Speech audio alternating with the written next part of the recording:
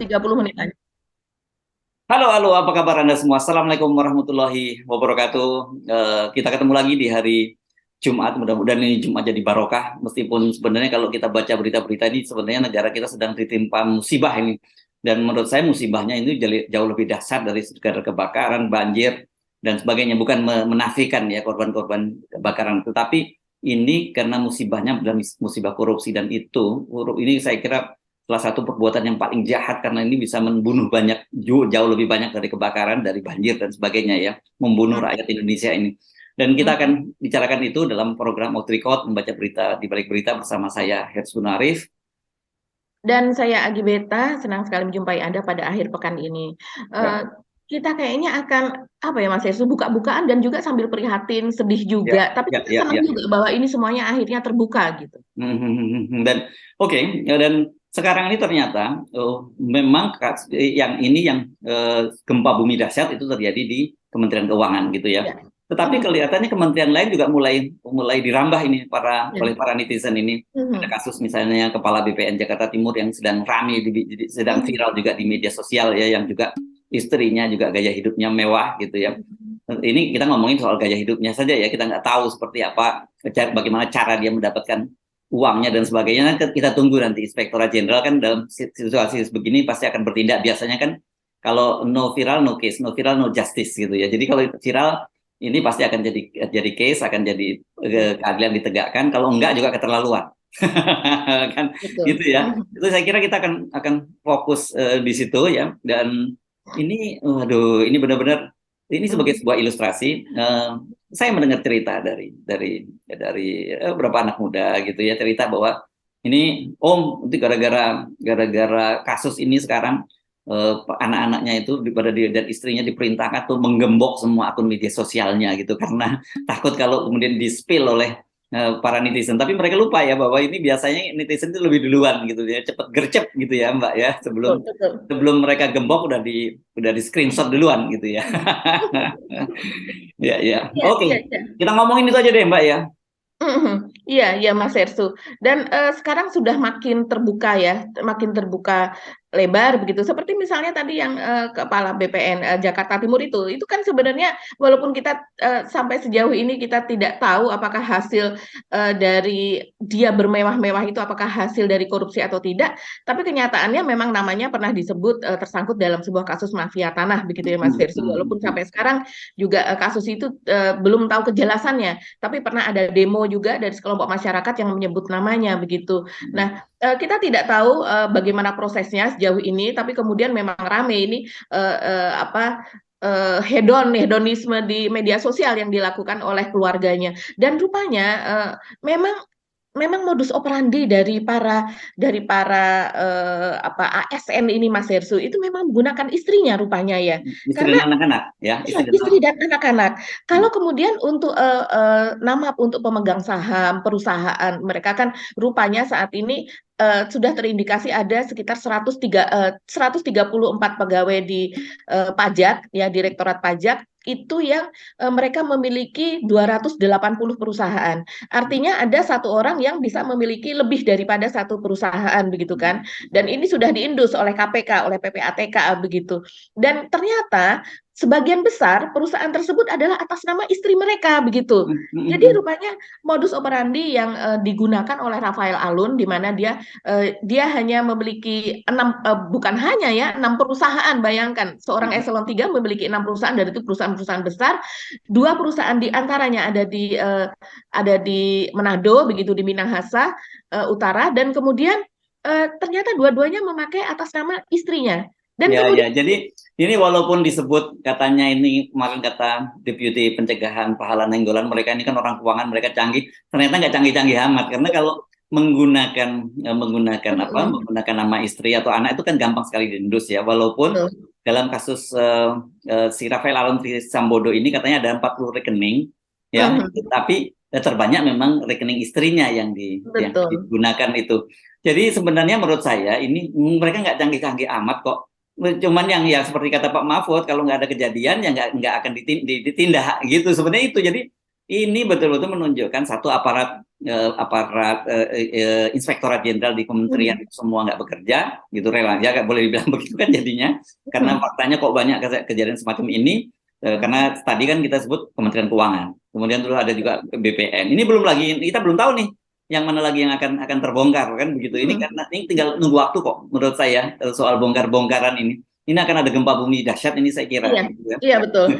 Ini gempa gempa bumi salah satunya yang sudah mulai merekah itu yang terjadi di Rafael Alun, ternyata yang di perusahaan yang di Minahasa Utara juga atas nama istri si siapa namanya Ernie Ernie Mike Mieke. Torondek itu ya. Ya, Ernie Mieke itu. Dan kemudian ternyata juga atas nama istri dari salah seorang pegawai pajak lainnya, yaitu Kepala Kantor Pajak Jakarta Timur, yaitu Wahono Saputro. Jadi Wahono ini juga sudah pernah diperiksa dan akan diperiksa lagi, begitu Mas Hersu. Jadi rupanya antar istri pun mereka kompak gitu ya, untuk mereka memiliki perusahaan bersama, saham atas nama mereka, begitu ya, walaupun yang bermain adalah uang dari suami-suami mereka. Begitu juga yang ini yang sangat mengejutkan, 280 perusahaan yang ini dinyatakan tertutup, kata Pak Pahala Nainggolan ya, wakil ketua KPK. Ini adalah perusahaan tertutup, jadi yang tidak listing di Bursa Efek begitu. Jadi perusahaan tersebut bisa jadi milik pribadi mereka, bisa jadi juga mereka hanya sebagai memiliki saham penyerta dan sebagainya begitu. Dan biasanya ini dilaporkan pada LHKPN itu hanya memiliki kekayaan gitu ya, lembar Saham saham, saja nilai ya, sahamnya ya, nilai ya saham. nilai sahamnya, bukan perusahaannya. Dan Padahal kita tahu ya kalau nilai saham itu kan saham yang di store itu tidak menggambarkan seluruh aset dari perusahaan itu kan begitu ya. betul, betul sekali Mas Hersu. Jadi ini memang tersamar begitu. Nah, ini mengejutkan sekali bahwa masing-masing dari ASN tersebut memiliki perusahaan-perusahaan. Dan yang lebih parah lagi, sudah terindikasi ada perusahaannya adalah perusahaan konsultan pajak.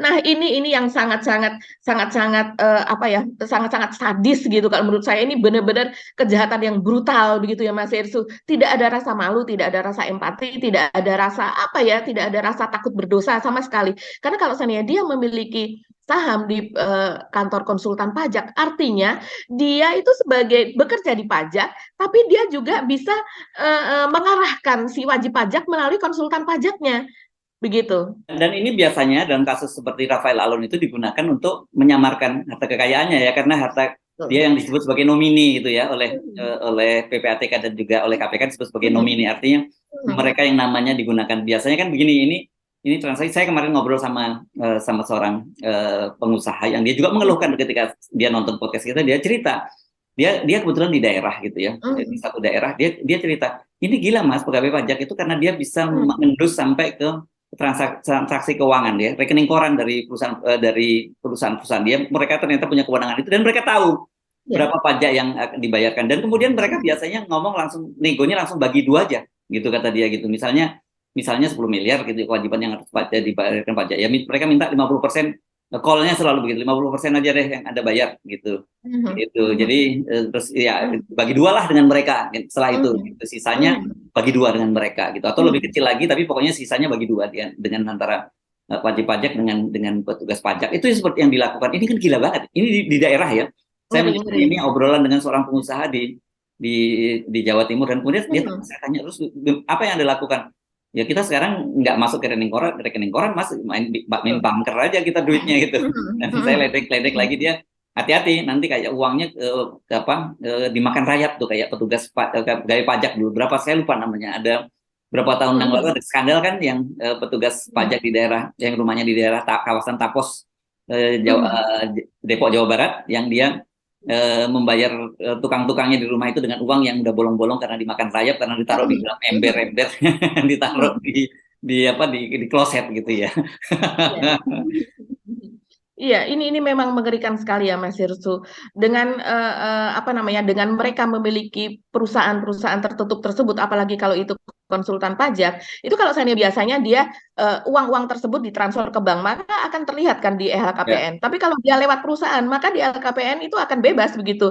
Dan KPK tidak boleh membuka PT atau data perusahaan tersebut sebelum kemudian ada terindikasi betul kejahatan dan sebagainya, kan seperti itu. Karena Ya, makanya karena itu saya sebutkan bahwa 300 triliun disebutkan oleh Pak Mahfud dan Mhm. sudah dilaporkan oleh PPATK. Ini kan baru transaksi Betul. keuangan yang mencurigakan. Itu artinya yang masuk Betul. dalam sistem perbankan.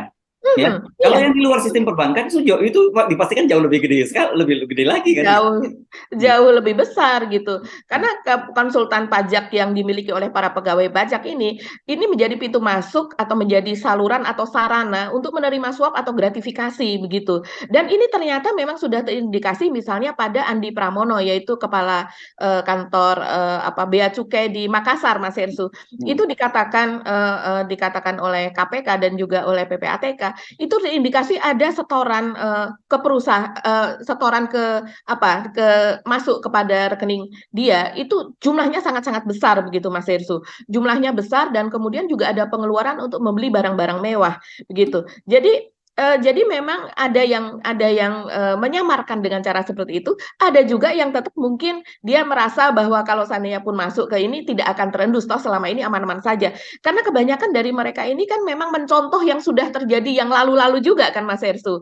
Nah, seperti perusahaan-perusahaan tertutup yang kemudian dibuat ini dia dengan memakai konsultan pajak itu dia mengalihkan pembayarannya ke PT tersebut. Baru dari PT tersebut terus kemudian dia mengambil dana tersebut begitu. Jadi itulah yang disebut sebagai ya nomine selama ini ya. Nomine itu bisa berupa perusahaan, bisa berupa orang begitu yang dia bertugas untuk menerima uang-uang dari luar begitu dan kemudian baru si nomine tersebut memberikan uang kepada si petugas pajaknya atau pegawai pajak yang bersangkutan.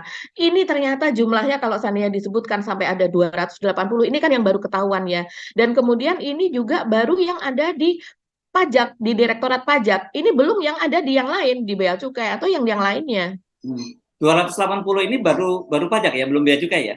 Belum, 280 ini baru pajak dan dimiliki oleh 134 pegawai pajak. Ya, dan Apakah saya itu masih akan ya, bertambah atau tidak, kita tidak tahu. ya. Dan ini hanya ada di direktorat itu, belum di direktorat yang lainnya Ya, begitu. saya mendengar di pajak juga ada modus macam itu, gitu membuat konsultan untuk konsultan bea cukai gitu yang Hmm, yang ya. yang mengurus segala macam pengiriman barang dan sebagainya dan Hmm, hmm, sebenarnya yang punya juga pegawai bea cukai itu. Jadi hmm, ya, wajar kalau kemudian kemarin Pak Pahala menyebutkan bahwa ini memang tidak ada larangan karena memang sebelumnya dilarang tapi belakangan itu abu-abu nggak begitu ya. jelas gitu. Hmm, Itu hanya hmm, masalah hmm, etik katanya gitu ya. Kalau hmm, membuat hmm. ada konflik of interest kalau ada keluarganya yang punya perusahaan-perusahaan kan gitu. Ini bukan konsultan pajak ya, perusahaan secara umum pun ketika Betul. kan tadinya kan ada aturan bahwa pegawai pajak itu keluarganya tidak boleh berbisnis atau pegawai pajak dan keluarganya tidak boleh berbisnis.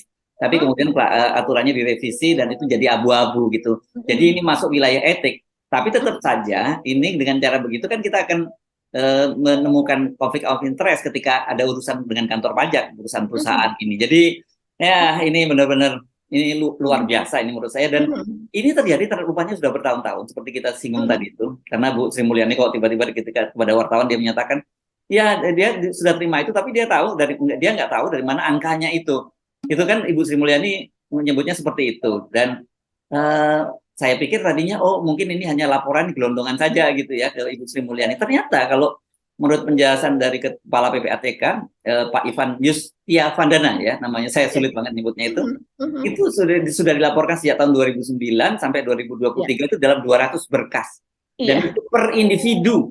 Jadi iya. kalau ya, berarti dalam 200 berkas itu dari kalau Pak Mahfud kan menyebutnya ada 460 orang yang terlibat di situ ya. Iya. 460 Hmm, orang itu berarti kalau 200 ya rata-rata dalam satu berkas itu mungkin itu tadi ya ada yang ada dua orang atau apa gitu untuk bikin hmm, perusahaan hmm, patungan atau apa dan hmm, kalau hmm, saya iseng-iseng bagi itu Mbak ya. Kalau hmm, kalau ini dibagi itu kalau 300 triliun dibagi 460 orang itu, jadi per orang hmm. itu kira-kira transaksi yang mencurigakannya itu sebesar 650 miliar lebih gitu. Jadi masuk akal Mbak karena untuk Mario saja untuk Rafael saja itu sampai 500 miliar kan. Itu baru transaksinya ya. Belum belum harta-harta lain yang dia samarkan. Ini betul-betul menurut saya udah gila-gila habis deh. Mhm. Ini luar biasa sekali Mas Hersu. Dan kemudian modus operandinya ternyata semuanya hampir sama juga, yaitu bahwa mereka hanya mencatatkan sebagai surat berharga. Seperti misalnya Rafael Alun. Di LHKPN-nya hanya tercatat kekayaan berupa surat berharga 1,5 miliar. Tapi dia tidak mencatatkan 6 perusahaan yang dia miliki tersebut, padahal dia memiliki 6 perusahaan. Nah, kita contoh satu perusahaan saja, ini yang sudah ramai terungkap di media ya begitu, yaitu adalah perumahan, yaitu berupa properti. Dia miliki tidak hanya satu rumah loh, ini adalah sebuah perumahan begitu ya, dan kemudian di situ rumahnya nilainya itu adalah sekitar sampai 2 miliar begitu. Jadi ada yang di bawah 1 miliar dan kemudian maksimal itu sekitar 2 miliar. Kalau seandainya di situ itu ada sekitar 200 rumah saja, itu nilainya sudah berapa begitu. Dan kemudian dia hanya mencatatkan bahwa nilai saham yang dia miliki itu hanya 1,5 miliar. Jadi bisa dibayangkan kalau seandainya 1,5 miliar dari setiap pegawai yang mencatatkan LHKPN-nya, dan ternyata itu faktualnya atau faktanya seperti yang terjadi pada Rafael Alun, ini kita sudah bisa membayangkan bahwa selama ini yang di LHKPN yang tercatat begitu Mas Hersu itu bisa berkali-kali lipat begitu kan, bisa puluhan kali lipat, bahkan bisa mungkin lebih daripada itu begitu, karena kenyataannya memang mereka betul-betul tidak mencatatkan LHKPN tersebut sesuai dengan data yang sebetulnya mereka betul-betul miliki. Dan ini juga sudah terungkap pada Kepala Bea Cukai yang di Jogja ya, Pak Eko Darmanto kalau tidak salah namanya. Dan dia mengakui ketika diperiksa oleh KPK bahwa ternyata dia tidak mencatatkan seluruh hartanya pada LHKPN begitu, dan itu baru terungkap setelah ada kasus ini. Kalau seandainya tidak ada kasus ini, itu pun juga tidak terungkap. Dan ternyata sekarang modusnya itu ternyata hampir sama semua. Kita tahu dari 134 pegawai yang ada di Ditjen Pajak saja itu ada 280 perusahaan. Nah, kalau modusnya sama, mengapa begitu sulit Inspektorat Jenderal untuk mengungkap itu? Itu kan aneh sekali. Modus satu sama yang lain hampir sama. Sudah disebutkan bahwa melibatkan istri-istri, sebagian besar melibatkan istri begitu. Dan juga mungkin anggota keluarga yang lain seperti Pak Rafael, dia melibatkan kakaknya, keluarganya dan lainnya begitu. Dan kemudian juga anaknya, ada yang atas nama anaknya karena anaknya sudah ada yang menikah dan sebagainya. Tapi artinya itu modusnya itu sama, ya kurang lebih seperti itu. Mengapa modus seperti itu sulit sekali diungkap? Artinya kan memang tidak ada keinginan Mas Irsu, ada pembiaran, dan pembiaran itu adalah sebuah kejahatan juga begitu. Ya. Ini jadi sekarang ini kalau kita lihat ternyata mereka nggak malu-malu lagi ya pamer harta kekayaannya itu. Saya dulu udah lama saya mendengar gitu katanya Mas Ersu kalau mau lihat mobil-mobil, kan saya pernah ngomong ini kantor pajak biasa sederhana kok, mobil-mobilnya biasa ya, yang paling mahal tuh ya sekelas mobil Toyota Innova gitu kata dia. Oh jangan di situ lihatnya, katanya mereka ini banyak menyimpan mobil-mobil mewahnya dan itu biasanya dipakai hanya hari Sabtu sama akhir pekan Ahad saja gitu. Tapi ternyata sekarang nggak lagi ya, mereka nggak malu-malu kok keluarganya tuh menggunakannya dengan memamerkan di media sosial.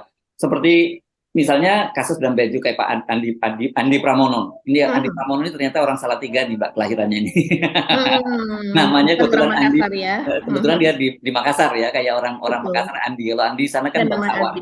Ya ini orang Salatiga itu dia kedapatan dia menggunakan cincin dan jam tangan mewah ya ketika menyambut siapa itu, menyambut pejabat ya Pak, menyambut Menko Menkumham. Jadi dia datang ke Menkumham. Jadi dia ini rupanya Bea Cukai di sana banyak membina UMKM seperti itu. UMKM kan banyak berkaitan dengan status hukum UMKM tersebut. Jadi dia tanggal 6 Maret kemarin kalau tidak salah itu bertemu dengan Menkumham, yaitu Pak Yasona Lauli, dan kemudian di situ terlihat ya netizen itu jeli sekali. Dia memakai cincin dan kemudian memakai jam tangan, dan foto yang lainnya itu juga ada Mas Ersu, dia memakai jam tangan itu dan cincin itu. Tadinya saya berpikir gini, bisa jadi editan yang kayak begini begitu kan. Kadang-kadang kan juga jebakan Batman begitu ya. Iya, hati-hati kalau kita di media sosial jangan langsung ini kita penting nyimak sedikit, mesti diingetin, mesti cross check ya. Saya jujur aja sering capek karena kadang-kadang ada beberapa orang yang sering saya tegur terus kemudian setiap kali ada yang aneh dikirim ke saya, ini bener nggak lah, saya jadi fact check dong gitu. Kan sebenarnya gampang yang begini-begini, Anda tinggal googling ya kalau ada, dan jangan sekali-kali setiap kali ada screenshot itu langsung disebar juga, karena itu Anda mesti cari sumbernya di mana kan gitu.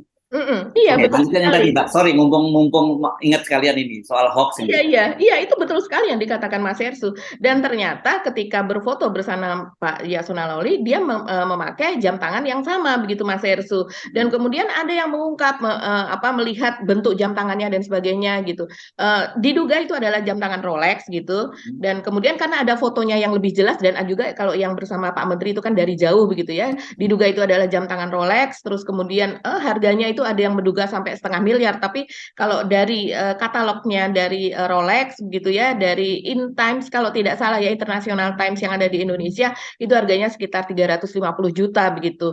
Dan kemudian Cuma 350 juta. tapi kita kita bandingkan Mas Ersu, kita Oh ya, bandingkan. Richard Mille gitu ya, sampai 4,5 miliar gitu ya. Iya ya, kita enggak kita bandingkan dengan gajinya Mas Ersu. Jadi gaji dari Pak Andi Pramono ini diperkirakan dia itu eselon 3 ya kalau dengan pangkat dia itu. Gajinya ternyata hanya sekitar 3 sampai 5,9 juta. Jadi gaji bulannya hanya segitu dengan tunjangan istri itu 5% dari gaji dan anak hanya 2% dari gaji plus uang makan 45.000 per hari ditambah dengan apa? Tukin dong. Tukin. Tukinnya Tukinnya nggak besar tiga kan? belas juta. Berapa? Hanya hanya 13 juta Mas Ersu Oh, lebih kecil dari pajak dari ya? pajak. Lebih kecil dari pajak. Jadi tukinnya sekitar 13 juta sekian. Artinya take home pay-nya dia ya mungkin sekitar 20 juta begitu. Nah, Hmm. dengan dia memakai jam tangan itu, terus kemudian anaknya pun memakai tas gitu yang harganya puluhan juta. Ini anak loh, si anak yang memakai tas tersebut dan anak itu sekarang menjadi viral juga karena ada video yang diunggah begitu di media sosial ketika dia tengah berpesta di Australia karena sekarang dia sedang mengambil double degree di Australia, begitu Mas Hersu, dan Dahsyat ya. Dahsyat semua ini ya, dahsyat ya. dahsyat, dahsyat sekali. Dan kemudian dia sedang berpesta di sebuah sepertinya di klub malam begitu. Dan kemudian ini menjadi viral karena memang ya si anak ini memang rupanya memang senang begitu ya bergoyang atau Tapi videonya kan nggak begitu clear ya. Kita mesti ya berikan disclaimer ya bahwa itu diduga ya ya. ya. Tentu ya gitu ya. Oke. Betul. Ya ya. Dan kemudian jangan jangan jangan salah juga ini Mas Hersu. Seringkali itu yang namanya netizen, itu kan sekarang ini semua sudah serba terbuka gitu ya di seluruh dunia. Ketika di Indonesia terjadi ini, artinya diaspora kita yang ada di luar negeri itu juga pada melihat, mendengarkan bahkan off the record saja kalau saya membaca komentar-komentar itu ada yang pemirsa off the record kita ada yang dari Eropa, ada yang dari Amerika, ada yang dari Australia. Jadi seringkali mereka itulah yang memberikan info-info yang seperti ini, Mas Ersu. Jadi memang sekarang ini harus betul-betul berhati-hati ya. Bukan kita menyarankan untuk para koruptor atau Jangan boleh korupsi tapi asal jangan ya, pamer gitu ya. asal jangan pamer, bukan kita menyarankan untuk tidak pamer, tapi semuanya lah kita harus berhati-hati dengan media sosial karena apapun yang Anda lakukan itu akan bisa dengan secepat kilat menyebar, dengan secepat kilat itu bisa terekam gitu. Itu kan udah dikulitin habis nih, mulai dari Rafael Alun, mulai sampai Eko Darmanto. Kalau Eko Darmanto ini belum anak dan istrinya nggak muncul ya, tapi kayak muncul anak dan istrinya Pak Andi Pramono ya yang muncul ya. Ini Betul. ya yang muncul lagi ini yang BPN Jakarta Timur ini munculnya di media sosial ya. Kita mesti kasih disclaimer ya karena ini muncul di media sosial dan juga dimuat di media online gitu ya Mbak ya. Ini penting diklarifikasi ya, dan saya kira mestinya Pak siapa namanya ini Pak Sudarman Harja Saputra ini harus segera memberi klarifikasi karena udah beredar di media sosial ramai banget dan dimuat di media online, dan ini disebutkan istrinya ini namanya Vidya Fiskarista ini ya, yang dia waduh kalau lihat foto-fotonya juga ini dahsyat juga ini Mbak ya, di jalan-jalan di luar negeri, fashionnya luar biasa gitu, outfitnya itu luar biasa dari brand-brand ternama. Tapi sekarang juga itu sudah digembok juga kan gitu ya. Sudah di take down begitu. Ya, dan ada yang mengingatkan jangan-jangan itu bukan karena dari suaminya, jangan-jangan dia mau anak sultan. Jadi kita nggak boleh ngambil kesimpulan lebih dahulu. Tapi tadi ada menyebutkan kan beliau ini juga pernah disebut dalam kasus ya, tapi juga kasusnya belum dibawa ke ranah hukum. Saya kira paling aman yang soal ini panggil saja segera inspektorat di di Badan Pertanahan sama ke ini kan ATR ya, Agraria dan Tata Ruang gitu ya, untuk menjelaskan soal ini karena ini juga viral foto-fotonya dahsyat ini, pakai juga gayanya sama rata-rata gitu ya, yang kenapa ya istri dan anak istrinya yang rata-rata bergayanya luar biasa banget, pakai brand ternama, jalan-jalan ke luar negeri, pakai pesawat first class gitu sama anak istri. Ini sekali lagi, apa mereka ini nggak tahu ya bahwa suaminya itu pegawai negeri gitu, bahwa dan gajinya itu kan udah jelas berapa gitu hitung-hitungannya. Masa mereka nggak tanya, Bapak dapat duit dari mana itu? Dan kalau toh kemudian gini, kita meminjam istilahnya Ibu Sri Mulyani lah gitu ya. Kalau toh duit itu halal, dalam tanda petik ya, halalnya itu saya nyebutnya itu kan tetap saja melanggar asas kepatutan dan kepantasan gitu. Ampun deh Mbak ini. Iya, asas kepatutan dan kepantasan. Tapi juga Bu Sri Mulyani itu harusnya introspeksi diri juga ya. Kira-kira dengan membiarkan anak buah seperti ini, oke, anak buahnya tidak pantas, tidak patut. Tapi kan ibu juga melakukan pembiaran begitu. Selama ini, sejauh ini, sebanyak ini, sampai sedemikian banyak, sedemikian masifnya begitu. Tidak hanya satu dua. Kalau seandainya satu dua, itu kita masih melihat itu sebagai oknum, kejanggalan gitu kan, pencilan begitu ya kalau di statistik. Tapi kalau seandainya ini sudah banyak, sudah puluhan, bahkan sudah ratusan, itu kan menjadi sebuah ya sesuatu yang umum rupanya di sana begitu, tidak ada rasa malu gitu. Tapi mungkin saya mau membela sedikit Ibu Sri Mulyani ya, Mbak Agi. Ibu Sri Mulyani mungkin nggak sempat ngurusin ini karena kan beliau ngurusin sampai 30 lembaga ya, 30 jabatan ditambah Menteri Keuangan, itu kan berat banget, jadi nggak sempat mengontrol media sosial. Jangan-jangan kira-kira begitu ya. Iya ya, yang dikontrol kan bukan media sosialnya ya. Ibu Sri Mulyani ini kan punya kepanjangan tangan banyak sekali. Benar. Dia tinggal menyuruh Inspektorat Jenderal, dia tinggal memberikan briefing misalnya dengan ancaman, dengan peringatan, bahkan SP itu digunakan. Nah, saya lihat ini mungkin sejauh ini orang-orang yang saat ini terungkap begitu Mas Hersu, ini belum pernah juga mungkin mendapatkan surat peringatan begitu atas perilakunya. Kan tidak mesti mereka harus terungkap lewat media sosial begitu. Ya. Dari gaya hidupnya juga sudah tahu. Dari LHKPN-nya itu tadi yang disebut Mas Hersu, per individu dilaporkan kan sudah tahu gitu. Masalahnya sekarang mohon maaf, Inspektorat Jenderal sendiri bersih atau tidak? Sapu kotor nggak mungkin bisa membersihkan, nggak bisa membersihkan yang udah Mbak ya gitu ya. Kalau sama-sama kotor ya tambah kotor, itu dia malah jadi acak adut tuh kalau ternyata sapu yang digunakan untuk membersihkan itu sapu kotor gitu ya. Iya betul, kita jadinya kan jadi bertanya-tanya ya, bagaimana dengan kapasitas atau bagaimana kebersihan dari pegawai-pegawai Inspektorat Jenderal? Kenapa mereka tidak cepat? Kenapa mereka tidak gercep begitu ya? Apakah karena mereka juga melakukan hal yang sama? Ini pertanyaan loh ya, bukan tuduhan. Tapi kalau orang melakukan hal yang sama, mungkin dia akan agak-agak ya ini toh juga biasa kok dilakukan. Biasa ya gitu ya. Oke, Mbak Agi ya, ini betul-betul luar biasa, dan saya mohon maaf tidak mendahului, saya ini garansi walaupun sekarang sudah banyak digembok itunya. Saya kira mungkin dalam beberapa hari ke depan kita akan menerima spilan dari para netizen ini, berbagai gaya dari ASN ini. Dan sekali lagi ini semakin menegaskan tesis saya sejak kemarin, beberapa dalam pekan ini saya menyebut bahwa orang kan selalu banyak menyebut bahwa Rafael Alun adalah fenomena gunung es dari Direktorat Jenderal Perpajakan. Tetapi saya menyebutkan bahwa diteruskan bahwa Direktorat Jenderal Pajak itu adalah fenomena gunung es dari Departemen Keuangan. Ternyata betul gitu sekarang, dan kementerian juga di Bea Cukai. Dan apa yang terjadi pada Kementerian Keuangan itu adalah fenomena gunung es dari keseluruhan pemerintahan di bawah rezim Pak Jokowi ini. Faktanya sekarang muncul kasus, kalau kita menyebut mungkin belum jadi temuan korupsi, tapi baru temuan dari gaya hidup mewah dari istri Kepala BPN Jakarta Timur itu ya. Sekali lagi ini tugas dari inspektorat dan tugas penegak hukum untuk menyatakan mereka itu bersih, mereka menggunakan hartanya itu dalam bentuk harta halal atau itu harta hasil korupsi. Ya, kita sebagai media tentu dalam posisinya sebagai presumption of innocence dulu ya. Kita selalu memposisikan semacam itu. Tetapi tentu saja sikap kita sebagai wartawan, skeptisisme kita sama dengan skeptisisme dari para netizen yang Hmm. rasanya nggak mungkin ya dengan gaji seperti itu, gaya hidupnya seperti itu, gitu ya Mbak ya. Ya, ya, pastilah itu Mas Ersu. Hmm. Kita melihat tukinnya, kita melihat gajinya, tunjangan anak istri begitu. Hmm. Yang kalau seandainya orang normal begitu ya, mohon maaf mereka ya Orang normal. saya jadinya melihat mereka agak abnormal cara Hmm, berpikirnya hmm, ya. hmm, Kalau hmm. orang normal cara berpikirnya, ya biasa aja lah kehidupan ini begitu ya.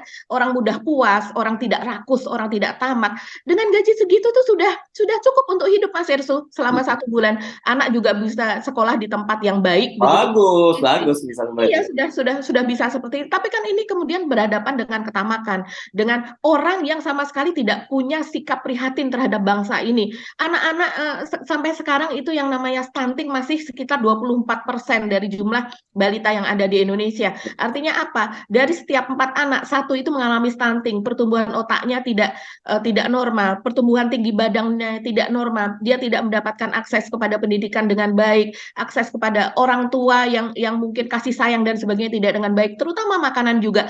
Kok masih bisa mereka mengabaikan itu semua begitu Mas Ersu? Ya, oke. Ini seperti kita sebut juga bersama dengan Bung Rocky Gerung, ini akan jadi agenda setting kita ya. Bukan kita ingin apa cari-cari kesalahan, tetapi kita melihat bahwa ini betul-betul memprihatinkan dan Ya. sekarang menjadi jelas kan mengapa bangsa ini tidak maju-maju, mengapa Ya. pendidikan kita seperti Anda tadi kualitas gizi buruk, IQ rendah, kan gitu. Ya kan itu IQ rendah, waduh ya, memalukan. IQ rendah, terus tingkat kompetensi kita gitu kalau dari PISA gitu itu sangat rendah sekali. Terus kemudian dari sisi indeks korupsinya juga anjlok sampai 4 poin, ya wajar kalau seperti itu gitu. Jadi ini semua akan terus kita kawal ya Mbak Agi ya. Oke, kita mesti ngasih perbincangan kita dulu ya Mbak Agi ya. Sampai ketemu lagi. Oh, hari Senin, bukan hari Sabtu. Selamat berlibur Mbak Agi. Oke, terima kasih Mas Hersu. Sampai jumpa lagi teman-teman of the record. Tetap salam 0% ya. Tetap 0%. Assalamualaikum warahmatullahi wabarakatuh. Waalaikumsalam warahmatullahi wabarakatuh.